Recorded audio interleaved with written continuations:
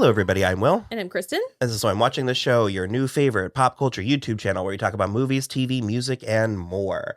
I wanted to record an intro because we're going to release some very old test footage of ours that was Riverdale. We covered season 1 and 2 of Riverdale. And because we have had so much fun with that show, for better and worse, and because it's been one of some of our most popular content, I was like, we've got this footage. It's not great. Like, our audio's bad. Yeah. We look different. There is no set. Yeah. But I think ultimately at the end of the day, I think the conversation is good. Mm-hmm. And I think it's worth releasing. It's in my old dining room.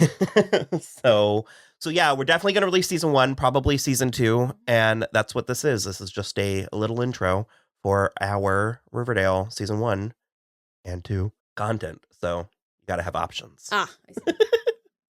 So please do enjoy. Okay. 5th time is the charm. Okay. Riverdale. Yes. We're covering Riverdale from the beginning. Yes. As evidenced by the fact that we're just about to talk about the first one. The River's Edge. Chapter 1, The River's Edge. So yeah, it's very sort of like Dawson's Creek by way of Twin Peaks type thing going on.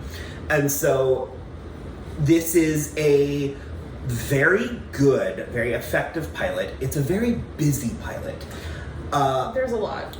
But I think most importantly, it stays interesting and entertaining throughout the entire pilot. We're pulled in with a mystery before we even get the title card, before we've even met the main character. We're pulled in by a mystery of these 2 beautiful lovebirds out on a date up Sweetwater River. But we do have Jughead's voiceover saying Cheryl and Jason Blossom. We know that, so we do know that they are brother and sister. Brother and sister. But they're brother and sister. We meet them like they're legendary figures in this world, though, almost mythical. Mm-hmm. And because you're right, it's like we hear Jughead's voice first before we hear anything else or see anything else. So we get right away that this is his perspective on what is happening. And for most of the first episode, they treat him like he's like an omniscient narrator, and then finally it's kind of like a reveal at the end. Although even up until season 4, he's an omniscient narrator. Well, he continues to do that, but he's an active participant. Yes. The pilot, we don't see him. He's not a participant. Yeah.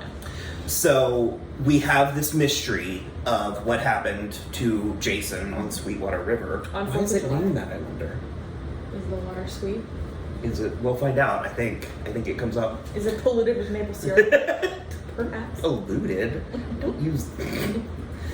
It's delightful. Maple syrup. It's aided by maple syrup. Okay. All right. So, one of my favorite things, because we're living in a post Game of Thrones world, so Twincest is. It's all half. It's nothing at this point. We're like old friends. So, I do love how cavalier the show is. And Cheryl. And Cheryl Blossom specifically. Cheryl specifically has no qualms. She's like, my brother's my soulmate. He's dead now. I'm all alone in the world. It's like very. She speaks so consistently from like. Because obviously she's very modern and she's very Mean Girl, but she has such an old timey like. The way she speaks. It's not turn of the century. Like, what is it? I mean, is it Dickensian? It's not turn of the century. It's interesting. Well, because she's also incorporating like 50s slang. Yeah, the words she uses, like she calls one of them a ghoul at one point. Several times. Yeah, and it's just very good. But yeah, so we establish this mystery. We meet our characters. We meet Betty and Kevin. Betty is girl next door. Kevin, gay best friend. Yeah. Archie is boy next door. Yeah. That is it for me. Girl next door and boy next door do not get together. Oh. Only one of them can be the one next door. It's true. I'm sorry. Girl next door ends up with the tramp with the heart of gold. That's the way it goes. I don't know. We're not there yet. No, we're not there yet. I'm just saying. I hear you. Girl next door and boy next door, they're the same thing. No. Hence, they go together. No. Yep. Boring. Regardless.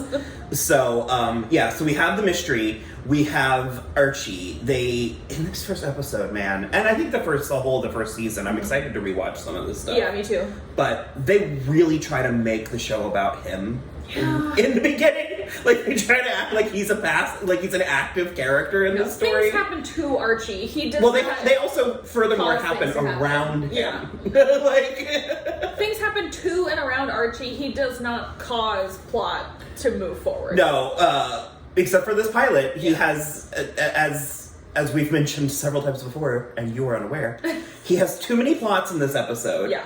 Because we've counted 9. I don't remember what all they were, but it was... Well, it's a lot of... I mean, he's got a relationship with Veronica. He's got a relationship with Betty. He's keeping secrets from his dad. He's estranged from Jughead. He's having an affair with the teacher. He's trying to do music. He's trying to do football. He knows who murdered Jason, or that when Jason was murdered. Yeah, what time and all that. Let's talk... So many things. Let's talk about the Miss Grundy thing, because there was a lot of criticism when the show first aired. Justified. Yeah, well, about that plot being inappropriate, and on top of that, tired. Yeah. And on top of that, not well done or even interesting. Yeah.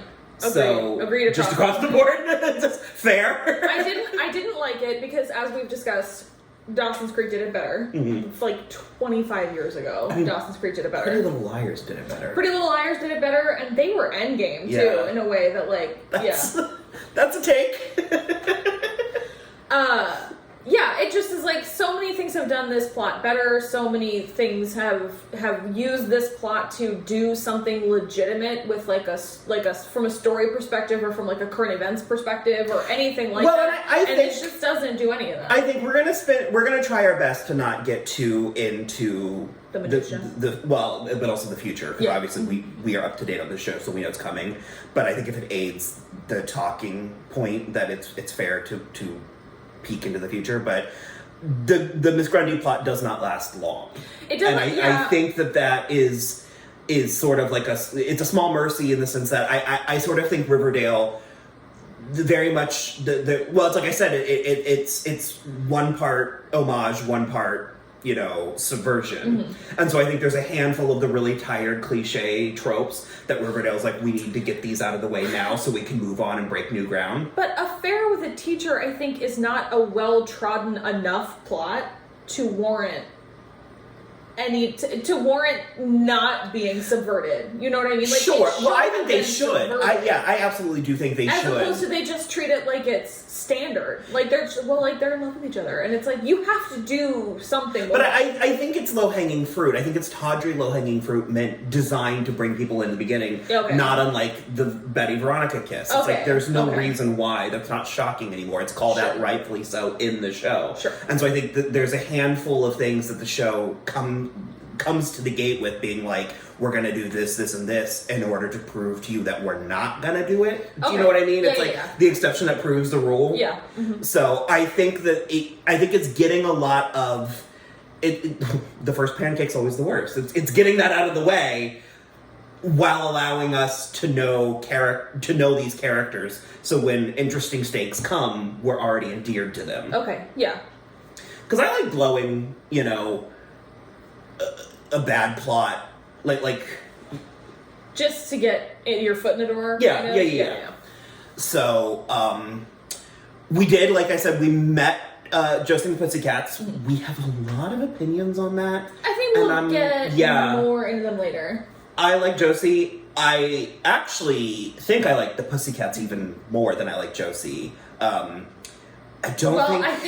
think that's true, because I think it's true for me too, because even though they get less to do than her, they have somehow more potential. So I think it's like the potential I'm imagining for them is what I cling to. Well, I don't remember if Haley Law. Mm-hmm. I don't remember the other one's name, but they have sort of an innate charisma. Yeah.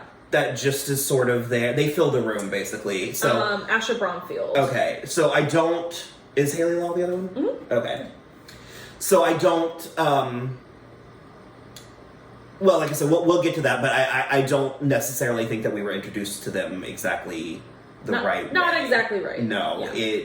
It comes off antagonistic in a way that I don't think does the show, the characters, or the plot any favors. Well, and especially the way things are positioned in this pilot, it comes off directly antagonistic to what the show is presenting as our main character, who is Archie. Because Josie is out of the gate very antagonistic to him specifically, and he is sort of coming to her very earnestly. He recognizes her value, and he comes to her for help. And she kind of tells him off. She shuts him down pretty hard. And I think it is evidence of the show not knowing 100% what to do with that type of character. 100%. I mean, we're using slightly veiled language right now, but we'll get there. I think you know what we mean.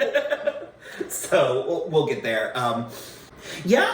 Actually, that's pretty close. We have a couple more things to touch on, but we did get an introduction to Dark Betty. There might be already a little. There might be a darkness boiling under. I think it's very interesting going back to the boy next door, girl next door.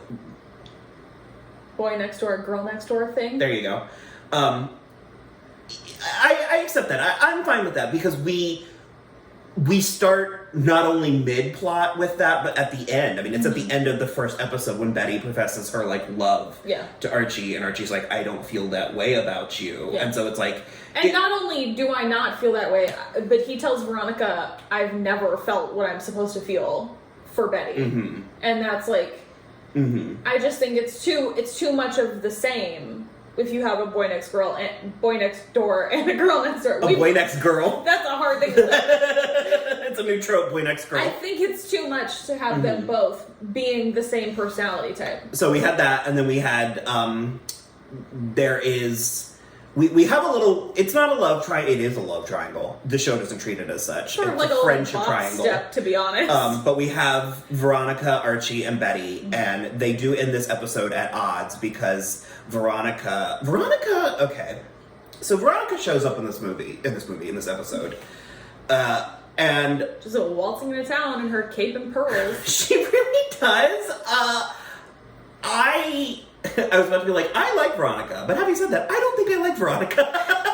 It's something that's plagued us through our own coverage to the present day, which is that we don't think Camila Mendes is doing anything bad. No. And it's not that I think she's wrong, and it's not even that I think Veronica is bad. I think the writers are unclear where they want her character to go, and I think the frustrating thing is that it's not helping her performance, and she's just up and down and backwards all the time, and she doesn't have a through line. Well, she waltzes into this world, turns it on its side, and then she throws them into chaos, and then she starts, I'm not doing anything. And it's not like they do establish that she was a bad girl in her previous life, so and that she's trying to better that. It's like old Serena, but it's a plot that they do sort of drop quickly, as I recall, and we'll get there.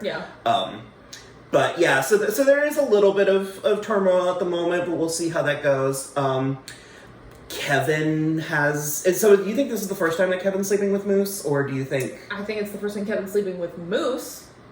I don't think it's the first time Kevin's sleeping with anybody. Sure. But I think this is the first opportunity that he and Moose have had to, Well, he knows that... Locker room... True. Okay. I was gonna say he knows that he says Moose has a certain appendage that's more horse-like, and I think locker room, boys' bathroom. I mean, I know you're not supposed to look at each other, but can't you? I mean, you do. Catch a glimpse. Yeah, you do. Literally, all I would do if I was a boy for a day. That scene from Euphoria. Catch glimpses of dicks in the bathroom. What else am I supposed to do? Okay, so Kevin and Moose are a down low thing. And then that's when they find that Jason not only disappeared, but apparently was shot in the head, which Archie and Miss Grundy might know something about. Because they were canoodling at 6 in the morning. I don't get it. On the 4th of July? That never made sense to me. Okay, I was like, did they stay out all night? Oh, I love to wake up before dawn on the 4th of July. It's gotta be so humid and dewy And they presumably had sex, so it's like even stickier. Yeah, it seems terrible. And also Dilton Doily's out there. Poor Dilton Doily. Poor Dilton Doily with the scouts. This is gonna. I think it's gonna be nothing but roses for him. For Dilton Doily. Oh yeah. I think everything's coming out Millhouse. This is the low point. Coming up Dilton. Oh yeah. Dilton Doily's life. If only. So we met Alice. We met Alice. We met Fred. We met Fred. Hermione. And Hermione. She gets a job at Pops. That's in episode 2. But I thought she got it in episode 1. No, she's trying to get a job at Fred's construction job in episode 1. Okay. That seems fine. Yeah, that's pretty much it. We're gonna do episode 2. Yeah. And no, not again. Never again. That's it. Just the first 2 episodes. That's it. End of the story. Bye.